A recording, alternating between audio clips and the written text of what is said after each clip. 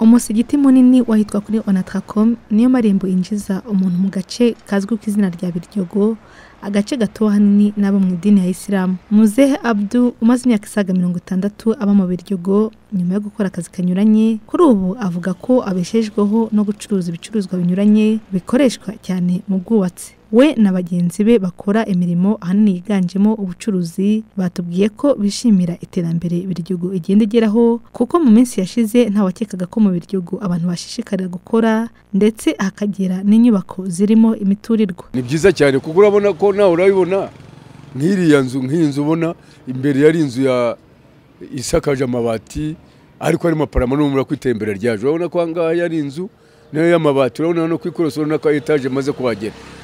Numbese ko zirateje kurikirana. Nuvuga ko uzagira imbaraga ntawanga ikizara kibura. Nuvuga ko nabo wagira ubushobozi nawe kubaka etage. Urumva ko ubwo ari iterambere rero. Icyo rero twebwe Kinyamirambo tuvuga kiza nuko gusa amajyambere no kugenda yiyongera. Amajyambere mu kugenda yiyongera. Kwikije mu gihe cyashize n'ubu inyubako zirahari nshyashya ziravugururwa, akazi nako karavugurura. Urebye muri rusange abantu barakora, nta kibazo gihari mu byerekeye cyane mu kazi ngewe nkora n'abandi bakora, nta kibazo gihari. Ku iterambere mu myubakire business ziravuka buri munsi, babona nta kibazo da. Ariko nkora akazi ko kumesa imyenda y'abadamu y'abagabo, imyenda yose isanzwe byose turabikora. Ko nasanze inyoroye kandi ari nziza yinjiza amafaranga nta kibazo. Ize nyine wabonaga nta suku yari, ariko nguro nako hakeye neza nta kibazo dufite. Nakoreraga mu muhanda, mbona ko gukorera mu muhanda mbona ko nta kigenda. Byanshimishije iki nyubako nukubera ko umuntu akorera ahantu heza n'abakiriye bakahakunda.